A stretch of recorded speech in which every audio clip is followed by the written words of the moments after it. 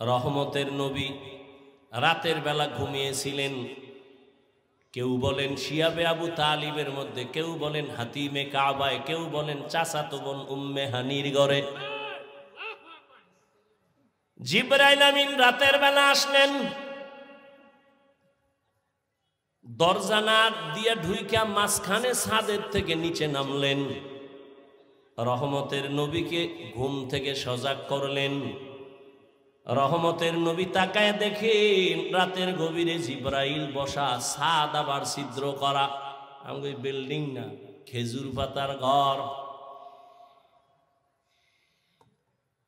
জিবরাইল দরজা থুইয়া উপর দিয়ে আসলেন কেন? এটা কি বাউনা উল্টা কয়? উল্টা কয়। জিবরাইল বলে আজকে টোটাল ব্যবহার আপনার সাথে হবে সব উল্টা। জান্নাত থেকে জিবরাইল বোরাক নিয়ে আসছেন। আল্লাহ তাআলা বোরাক পাঠায় দিলেন, ও জিবরাইল যাও বোরাক নিয়ে আমার নবীরে নিয়ে আসো। রাতের সামান্য সময় রহমতের নবীকে আল্লাহ সব ঘুরায় ঘুরায় দেখাইলেন। জিবরাইল আমিন বোরাক নিয়ে হাজির। নবী যে চাস্ত বোনের ঘরে ঘুমান্ত এটাও সঠিক। শিয়াবে আবু তালিবের মধ্যে নবী আছেন তাও সঠিক। হাতিমে কাবা থেকে নবীরে জিবরাইল নিছে তাও সঠিক। কেমনে বলার সময় নেই। নবীকে উঠাইয়া জমজম কূপের কিনারায় নবীকে নিয়ে শোয়াইলেন। চিত ভাবে শোয়াইয়া নবীর ওপেন হার্ট সার্জারি করলেন। নবী বলেন আমি দেখতেছি, অনুভব করতেছি। আমার বুকটাকে চিরলো, কলবকে বের করলো, স্বর্ণের পেয়ালায় রাখলো, ঝমঝমের পানি দিয়া ধুইলো, আবার ভেতরে রাখলো, আবার চাপ দিল, আবার ভালো হয়ে গেল। সেলাই লাগলো না, রক্ত গেল না, ব্যথাও পেলাম না। এইভাবে ওপেন হার্ট সার্জারি আমার 4 বার হয়েছে জীবনে। কয়বার? 4 বার। এরপরে আল্লাহর হুকুমে জিবরাইল বলে নবী বোরাক আসছে, উঠেন। হোয়া হুকুম জিবরাইল কোই উশেতাব, बोराके के जन्नत से कर इंतखाब, सजा उसको ज़ेवर से तू ताबा पा, फिर उसको तू काबा में लेकर के जा। बोराके नबी की उठाबेन, बोराक केमन जेन एकटू बाहाना करे, এই बोराक बाहाना करो केन? बाहाना करार कारण हलो मोहब्बत। কি মোহাব্বত, কি চাও? বোরাক বলে আজ আমার রহমতের নবী উঠবেন, হাসরের ময়দানে যেন আমার নবী আমাকে আবার ব্যবহার করেন। রহমতের নবী বলেন বোরাকের মধ্যে আমি উঠলাম, মিকাইল জিবরাইল আমার সাথে। বাইতুল্লাহ থেকে বাইতুল মাকদিস পর্যন্ত 1 মাসের পথ। বোরাকে ওইটা চোখের পলকে বাইতুল মাকদিসে হাজির। কার কুদরত? কাদের কুদরত দারি বার কামাল, আনতা রব্বি আনতা হাসবি জুল জালাল, তুহি কাদের জলিলুল্লাহ জাহাদার, बहर हाले तू ही मेरा निगाहदार। 1 মাসের পথ গেলেন চোখের পলকে। আল্লাহ এই কথা বলেন, মানুষ তুমি ধারণা করবে এটা কেমনে সম্ভব? আল্লাহ জবাব দিয়া বলেন সুবহান, তোমার যত দোষ আছে সব ত্রুটি থেকে আমার আল্লাহ পবিত্র। আমার রবের দ্বারা সেটা সম্ভব। দুনিয়ার সব বিবেক যেটাকে বলে হবে না, অসম্ভব, আকীদা রাখো মুমিন, আমার রবের কুদরতে সেটা সম্ভব। আল্লাহ পারেননি? যেমন এই 50-100 বছর আগের কথা, আমরা তখন দুনিয়াতে ছিলাম বা ছোট জানি না, মুরব্বীরা বলতে পারবেন। আগে যে হজে যাইতো 50, 70, 80 বছর আগে, বিমানে যাইতো, কেমনে যাইতো? কেউ হেঁটে যাইতো, কেউ জাহাজে যাইতো। ঈদের পরই রওনা, 2.5 মাস লাগতো যাইতে, ঠিক নেই? 2.5 মাস লাগায় হজে যাইতো। ওই সময় যদি কথার কথা আল্লাহ আমারে ফালাইতেন, আর আমি যদি বয়ান কইরা বইলেই ফালাইতাম, 2.5 মাস কেন, তুমি 6 ঘন্টায় মক্কায় যাবা। তখন যদি বয়ানটা করতাম, আমারে কি পরিমাণ কাফের বলতো, বলতো না? এটা কেমনে সম্ভব? 2.5 মাসের সফর, এটা মাত্র 6 ঘন্টায় কেমনে সম্ভব? ওই সময়ের লোকেরা তো বলছে এটা জীবনেও সম্ভব না। এখন সম্ভব নেই। কথা বলেন না কেন? কার কুদরত? মানুষের আল্লাহ এমন মেধা দিয়েছেন, মানুষ ওই মেধা খাটাইয়া এমন বাহন তৈরি করেছে, 6 ঘন্টার ভিতরে বাইতুল্লাহ যায়। জানি না দেখতে পারবো কিনা, আরো জানি আরো কত দ্রুত যানবাহন তৈরি হয়। 2-4 ঘন্টার মধ্যে মনে হয় যেন বাইতুল্লাহ ঘুরায় নিয়ে আসবে।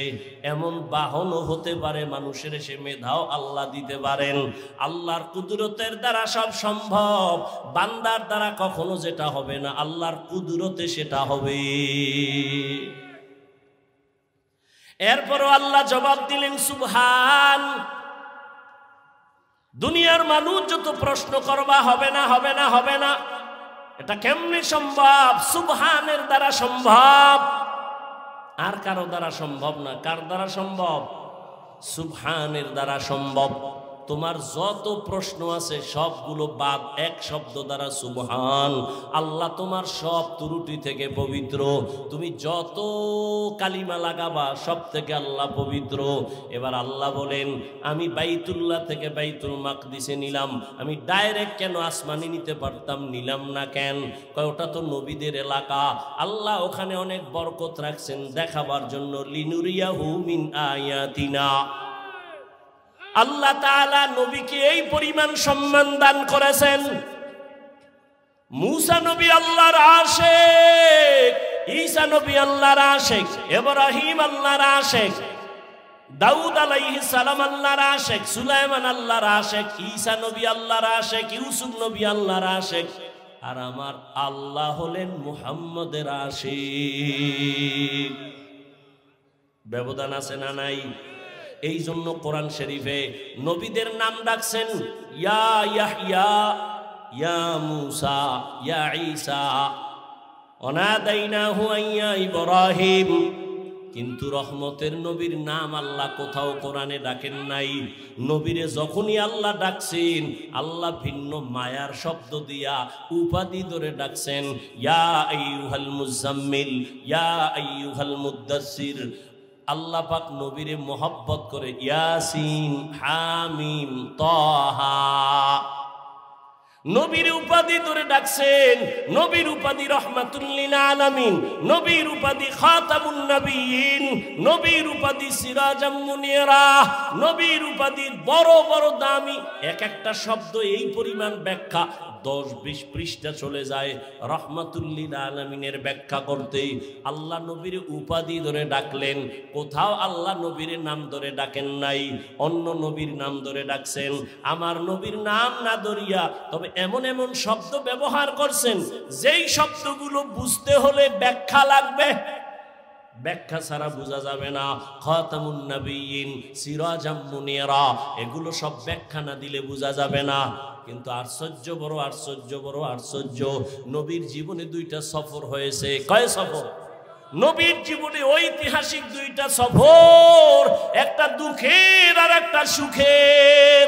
দুঃখের সফর জমিনে, সুখের সফর আসমানে। দুঃখের সফর বাইতুল্লাহ থেকে মদিনা, সফর সঙ্গীও একজন আছে। সুখের সফর মক্কা থেকে আবার আরশে আজিম, ওখানেও সফর সঙ্গী একজন আছেন। জমিনের সফর সঙ্গী আবু বকর, আর আসমানের সফর সঙ্গী জিবরাইল আমিন। আল্লাহ পাক নবীর সম্মান সর্বোচ্চ দেওয়ার জন্য সফর করালেন।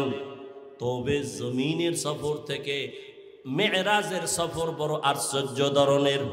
1500 বছর পরেও এখনো বহু নাস্তিকেরা আল্লাহর নবীর মেরাজ সশরীরে মানতে চায় না। স্বপ্ন যোগে হয়েছে। স্বপ্ন যোগে তো 1000 বার হয়েছে, সশরীরে একবার হয়েছে। আল্লাহ কয় আমি করাইলাম। নবীরে নাম দইরা ডাকেন নাই, ডাকছেন যেই শব্দ দিয়া সব অন্য নবীর তুলনায় দামি দামি শব্দ নবীর শানে ব্যবহার করছেন। কিন্তু কঠিন আশ্চর্য হলো, পৃথিবী নাড়া দেওয়ার মতো একটা সফর হলো রসুলের। সেই সফরের ক্ষেত্রে রসুলকে আল্লাহ ডাক দিয়া ব্যবহার করলেন একটা সাধারণ শব্দ, আব্দ, বান্দা। সুবহানাল্লাযী আসরা বিআবদিহি, আমি ভ্রমণ করাইলাম আমার প্রিয় বান্দাকে। আব্দুল মানি বান্দা। দেখছেন নি নবীরে কত দামি দামি উপাধি দিলেন, কিন্তু মেরাজের ক্ষেত্রে নবী আল্লাহ একটা সাধারণ শব্দ ব্যবহার করলেন, বান্দা। আমরাও বান্দা, হিন্দুরাও বান্দা, ইহুদিরাও বান্দা, খ্রিস্টানও বান্দা, সবাই কার বান্দা? আল্লাহর বান্দা। আমার নবীরেও কয় বান্দা। দেখছেন নি কারবারটা কি? ফেলুল হাকিম লা ইয়াখলু আনিল হিকমা, হাকিমের কথা কাজ হিকমত থেকে খালি না। নবীজিরে আল্লাহ কত দামি দামি শব্দ ধরে ডাকলেন, কিন্তু এত বিশাল এক আশ্চর্য ধরনের সফর, এই সফরের বেলায় নবীকে আল্লাহ সাধারণ শব্দ দিয়ে ডাকলেন কেন? সম্বোধন করলেন কেন? বান্দা। প্রশ্ন আছে না নাই? অনেক প্রশ্ন মেয়েরাজ নিয়া।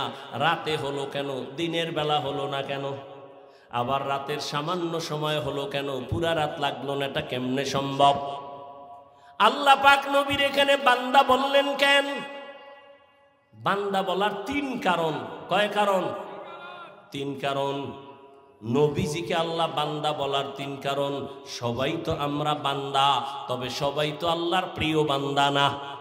কি সবাই আমরা কার বান্দা? কিন্তু সবাই কি না? প্রিয় বান্দা না। আপনাদের এলাকায় মসজিদ আসেনি? কার ঘর? সব মসজিদ কার ঘর? সব মসজিদ আল্লাহর ঘর, তবে বাইতুল্লাহর মতো সব না। কি সব বান্দা আল্লাহ, তবে সব বান্দা প্রিয় না। আপনাদের কচুয়া বাজারে কুকুর নাই? কার মখলুক? আল্লাহর। কিন্তু সব কুকুর দামি না। আসহাবে কাহাফের সাথে যেই কুকুরের সম্পর্ক, এটা দামি। কোরআনের মধ্যে ঘটনা আছে, নবী বলেন এই কুকুর জান্নাতে যাবে।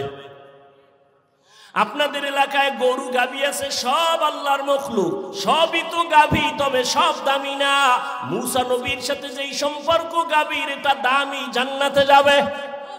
আপনাদের আশেপাশে পিপিলিকার অভাব নাই, সব পিপিলিকা আল্লাহর মখলুক, তবে সব পিপিলিকা দামি না। সুলাইমান নবীর সাথে যেই পিপিলিকার সম্পর্ক, ওই পিপিলিকা জান্নাতে যাবে। উটনি, উট সব আল্লাহর মখলুক, তবে সব উট আর উটনি দামি না। রহমতের নবী যেই উটের পিঠে সফর করেছেন, ওই উট জান্নাতে যাবে। সালেহ নবী যেই উটনির জন্য দোয়া করেছেন, ওই উটনি জান্নাতে যাবে। আকাশে উড়ন্ত পাখি সব আল্লাহর মখলুক, সব দামি না। হুদ নামের পাখি দামি। সুলাইমান নবীর সম্পর্ক, এই কারণে জান্নাতে যাবে। নদীর মধ্যে কত দামি দামি মাছ। আমগো জাতীয় মাছের নাম কি? ইলিশ। এই তুই যতই জাতীয় হও না কেন, কিন্তু আল্লাহর আদালতে তোর দাম নাই। ইউনুস নবীরে যেই মাছে নিছে, ওই মাছ দামি হয়ে গেছে, আল্লাহর জান্নাতে চলে যাবে। সোহবতে সালেহ তোরা সালেহ কুনা, সোহবতে তালেহ তোরা তালেহ কুনা। আপনাদের এলাকায় তো বিল্ডিং এর অভাব নাই, 5 তলা 10 তলা বিল্ডিং, এত একটা বিল্ডিং এরও দাম নাই কোরআনওয়ালা বিল্ডিং এর যেই দাম। কি দেখছেন নি? সবাই তো বান্দা, তবে এর মধ্যে ব্যবধান আছে না নাই? সবাই তো প্রিয় বান্দা না। সব বান্দার মধ্যে যারা ঈমানওয়ালা তারা দামি, আবার সব ঈমানওয়ালারা দামি না। এখান থেকে যারা আমলওয়ালা তারা আরো দামি, সব আমলওয়ালারা দামি না। যাদের আমলে তাকওয়া আছে, ইখলাস আছে, তারা আরো দামি। সবাই তো নবী, অনেকেই তো রসুল, তবে আমার আপনার আখিরি নবীর মতো কেউ না। সবাই তো বান্দা, তবে আমার নবীকে বান্দা কেন বলছেন? নবী যখন আল্লাহর বাড়ি গেলেন, আল্লাহর সামনে হাদিয়া পেশ করলেন তিনটা, আত্তাহিয়াত লিল্লাহ, আসসালাওয়াত আত-তাইয়্যিবাত। আল্লাহ দিলেন তিনটা, আসসালামু আলাইকা আইয়ুহান নাবিয়্যু ওয়া রাহমাতুল্লাহি ওয়া বারাকাতুহু। নবী আবার নিয়ে নিলেন একার জন্য না, আসসালামু আলাইনা ওয়া আলা ইবাদিল্লাহিস সালিহিন। আল্লাহ কয় ফেরেশতারা তোরা সাক্ষী আছো নি? কাছি ক সাক্ষী দে। আশহাদু আল্লাহ ইলাহা ইল্লাল্লাহ। খালি আমারটা দিলে হইব না, নবীরও দে। ওয়া আশহাদু আন্না মুহাম্মাদান। এই শুনো, ফেরেশতারা থাইমে গেছে। এই এতটুকু বললে হবে না, আমি তো তারে রসুল বানাইছি, রসুল বলো। কয় রসুল বলবো? কয় না না, আগে বলো আবদুহু ওয়া রাসূলুহু ওয়া আশহাদু আন্না মুহাম্মাদান। এরপর কি? আবদুহু ওয়া রাসূলুহু। বলেন আবদুহু মানে বান্দা, এই শব্দের দ্বারা কি নবীর দাম না রসুলুহুর দ্বারা দাম? তাহলে রসুলুহু বললেন পরে, আবদুহু বললেন আগে কেন? প্রশ্ন আছে না নাই? আবদুহু কেন আগে বললেন, রসুলুহু কেন পরে বললেন? কই ফেরেশতারা জানো, আবদুহু মুহাম্মদের দেওয়া, রসুলুহু আমি আল্লাহর দেওয়া। আমি তো মুহাম্মদের আশেক, মুহাম্মদেরটা আগে দিই, এরপর আমারটা দে। আবদুহু বললে মুহাম্মদ খুশি, রসুলুহু বললে আমি আল্লাহ খুশি। আব্দুহু যদি বলে আমার রসুল খুশি কেন? নবী নিজের আব্দ বইলা বড় খুশি। আম্মা জান আয়েশা রাদিয়াল্লাহু আনহা বলেন, ও নবী এত কষ্ট করে ইবাদত করেন কেন? নবী বলেন, আফালা আকুনা আবদান শাকুরা। মেরাজ থেকে বুঝার কিছু আছে? আব্দুহু বললেন কেন, রসুলহু পরে নিলেন কেন, আব্দুহু আগে বললেন কেন? বান্দা বড় দামি। কিয়ামতের ময়দানে আল্লাহ যখন জান্নাতের দরজা খুলবেন, মানুষগুলো সূর্যের গরমে পাগলের মতো হয়ে যাবে। আল্লাহ তখন ডাকবে, এ যারা জান্নাতে যাবি, জান্নাতের দরজা খোলা হবে না, তো এই মুহূর্তে কই যাবি? আল্লাহ ডাকবেন, ইয়া আইয়াতুহান নাফসুল মুতমাইন্নাহ ইরজিই ইলা রাব্বিকি রাদিয়াতাম মারদিয়াহ ফাদখুলি ফি ইবাদি ওয়াদখুলি জান্নাতি। জান্নাত আগে না বান্দা আগে?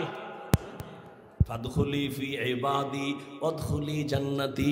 আরশের নিচে আমার কিছু বান্দারা বসে আছে, ওদের মজলিসে গিয়া বহ। এরপরে মুহাম্মদ যখন যাবে, গিয়া তালা খুলবে, তারপরে জান্নাতে যাবি। দেখছেন নি কারবার? আগে বান্দার মজলিসে যা, আমার প্রিয় বান্দাদের নিয়ে জান্নাতে যাওয়া লাগবে। ফাদখুলি ফি ইবাদি ওয়াদখুলি জান্নাতি। রহমতের নবীকে আল্লাহ বান্দা বললেন কেন? এক কারণ হলো নবী নিজের বান্দা বইলা করো খুশি। এবার আসেন আর এক কারণ, আল্লাহর সাথে বান্দার একটা সম্পর্ক আছে না নাই? যত সম্পর্ক আছে এর মধ্যে একটা আসল, যেমন আমার ছাত্র আর আমি শিক্ষক, আমার সাথে ছাত্রের সম্পর্ক শিক্ষক আর ছাত্র, কিন্তু ওর আলাদা পরিচয় আছে। এর মধ্যে একটা আসল। ছাত্রকে জিগাইলেন, এই বয়ান করে কে? ও যদি কয় মাওলানা অমুক, বাড়ি অমুক জায়গায়, বাবার নাম এই, বংশ এই, এটা একটা পরিচয়। আর যদি কয় আমার ওস্তাদ, এটা ডাইরেক্ট না? মহব্বত কমে না বাড়ে? আমারে যদি জিজ্ঞাসা করেন ছাত্রর ব্যাপারে ছেলেটাকে, আমি বললাম অমুকের ফলা, বাড়ি অমুক জায়গায়, এই ব্যবসা করে, অমুক জায়গায় পড়ে, সব বাদ দিয়া যদি কই আমার ছাত্র, মহব্বত বাড়বে না কমবে? সম্মান বাড়বে না কমবে? এরে আমার আল্লাহর পরিচয় কি? আসমানের মালিক, জমিনের মালিক, সূর্যের মালিক, চাঁদের মালিক, সব বাদ কে? আমার আল্লাহর পরিচয় কি? বলে তিনি আমার রব। তিনি আমার মাবুদ। বান্দার পরিচয় দাও আল্লাহ বান্দাকে। আল্লাহ যদি বলে অমুক বংশের মানুষ, ইহুদি না খ্রিস্টান না মুমিন মুসলমান মাওলানা অমুক, সব পরিচয় বাদ দিয়া যদি আল্লাহ বলেন আমার বান্দা, আর লাগে কিছু? এমপি সাহেব যদি কয় আমার বন্ধু, পার্লামেন্টে ঢুকতে আর কোনো টিকিট লাগবে না। লাগবে? এমপি সাহেব যদি কয় আমার বন্ধু, রাস্তা ক্লিয়ার। এটারে যদি জিগায় এই তোমার পাশ কই, পাশের গুল্লি মারি এমপি কি কইছে শুনছনি? আমার বন্ধু। কোনো পাশ টাস নাই। আল্লাহর সাথে বান্দার পরিচয় কি? আল্লাহ মানুষ বানাইছেন ইবাদতের জন্য। ইবাদত যারা করে তারা আব্দ বা আবেদ, আর যার ইবাদত করবে তিনি হবেন মাবুদ। আল্লাহ আমাদের মাবুদ, আমরা তার আব্দ।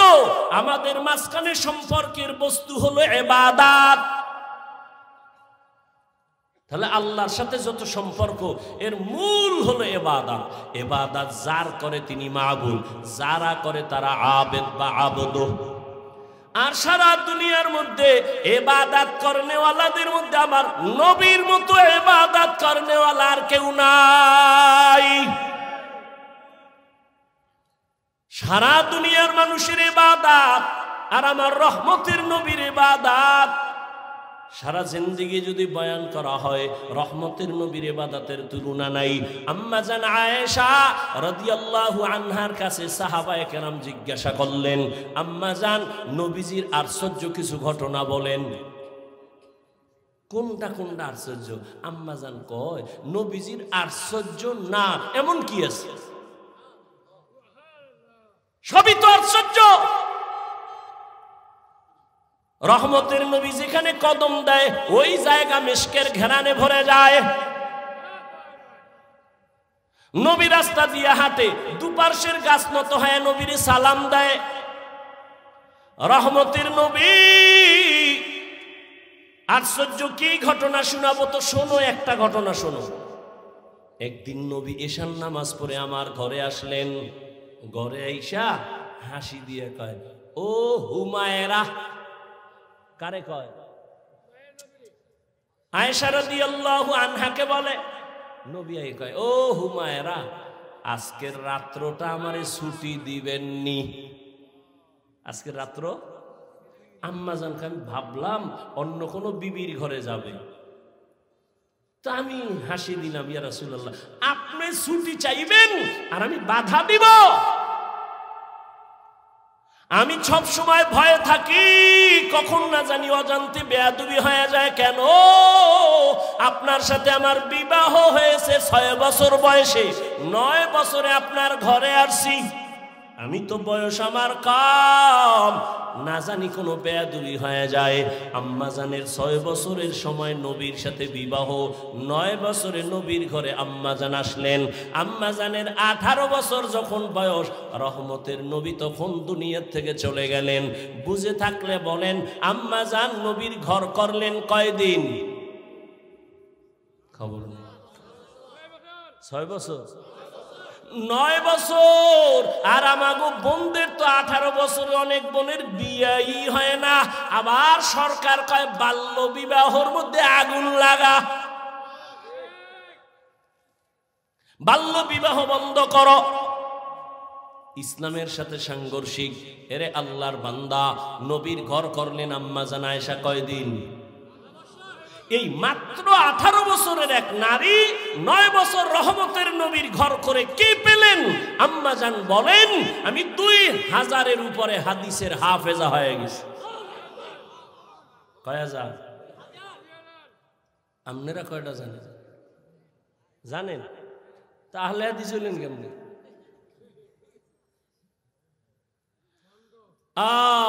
আল্লাহ হেদায়েত দান করুন।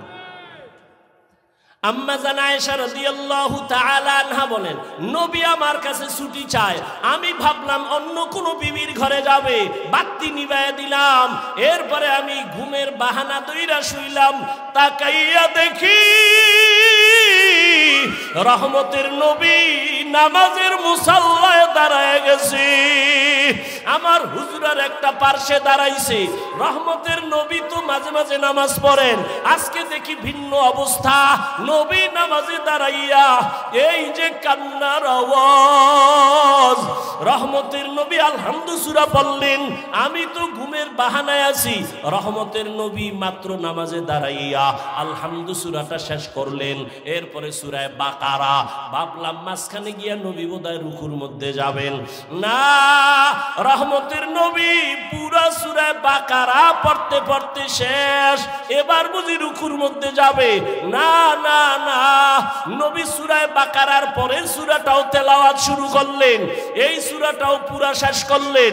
এবার ভাবলাম নবী রুকুতে যাবেন, দেখি না এর পরের সূরাটাও নবী শুরু করলেন। ভাবলাম নবী মাঝখানে গিয়া রুকু করবেন, দেখলাম না রহমতের নবী পুরা সূরাটা শেষ করলেন। এরপরে ভাবলাম বোধহয় নবী রুকুতে যাবে। আমি আয়েশা খেয়াল কইরা দেখি মায়ার নবী আবার পরের বড় সূরাটা শুরু করলেন। আর নবী কান্না করে দাঁড়াইয়া, দাড়ি থেকে চোখের পানিগুলো পরে পরে দাড়ি ভিজিয়া নবীর জামা মুবারক ভিজে গেল, রুকুরও খবর নাই। মায়ার নবী দীর্ঘ রাত এক রাকাতে দাঁড়ানো, এই পরিমাণ আমি আয়েশা কোনদিন নবীরে দেখি না এত কষ্টে দাঁড়াইয়া। নবীর পা মুবারক ফুলিয়া যাইতেছে, এমন এক অবস্থা। দীর্ঘ সময় অতিবাহিত হওয়ার পরে মায়ার নবী এবার রুকুর মধ্যে গেলেন। রুকুর থেকে নবী আর উঠে না, উঠে না, উঠে না। মায়ার নবীর কান্নার আওয়াজ, মায়ার নবী শুধু কান্না আর কান্না আর কান্না। দীর্ঘ টাইম রুকুর মধ্যে চলে যাওয়ার পরে রহমতের নবী রুকুর থেকে অনেক সময় অতিবাহিত করার পরে নবী রুকুর থেকে সোজা হইলেন। মায়ার নবী রুকুর থেকে সোজা হইয়া দাঁড়াইয়া এরপরে আবার কান্না, দীর্ঘ টাইম আবার দাঁড়াইলেন। এরপরে রহমতের নবী সেজদার দিকে রওনা দিলেন। রহমতের নবী মাত্র প্রথম রাকাতের প্রথম সিজদা, সিজদায় গিয়া আবার কান্নার আওয়াজ, এই পরিমাণ কান্না। নবী আর মাথা উঁচু করেন না। প্রথম রাকাতের প্রথম সিজদা, এমন কান্না কান্না। আমি আয়েশা জীবনে নবীর এমন হালাত দেখি নাই। মনে হয় যেন নবী বেহুশ, নবী বোধহয় বেহুশ হয়ে যাবে। প্রথম রাকাতের সিজদা, এখনো দ্বিতীয় সিজদা নবী দেন নাই। এমন টাইমে ঘরের বাইরে আওয়াজ, বেলাল আইসা ডাকতেছে। ডাক দিয়া কয়, ইয়া রাসূলুল্লাহ, ফজরের সময় অনেক নিকটবর্তী হয়ে গেল, নবী তাড়াতাড়ি আপনি প্রস্তুতি হন, ফজরের সময় চলে আসছে। রহমতের নবী এইবার রেডি হয়ে যান। আম্মা জান আয়েশা রাদিয়াল্লাহু আনহা বলেন, বেলাল আইসা ফজরের অক্ত অল্প বাকি আছে, এখনো নবী প্রথম রাকাতে প্রথম সিজদায় পড়ে কাঁদতেছেন। এদিকে ফজরের সময় ঘনিয়ে গেল। এরে নবীর উম্মতের দল, মায়ার নবী এই পরিমাণ কান্না কাঁদলেন। আম্মা জান আয়েশা রাদিয়াল্লাহু তাআলা আনহা বলেন, আমার নবীরে এই রকম কান্না করতে আর আমি কখনো দেখি নাই। ও নবীর মায়ার উম্মতের দল, আমার নবীরে আমার আল্লাহ বান্দা বলেই কারণেই ডাকছেন, কারণ নবী নিজেরে বান্দা বললে বড় খুশি। আল্লাহর সম্পর্কের মূল কারণ নবী বান্দা।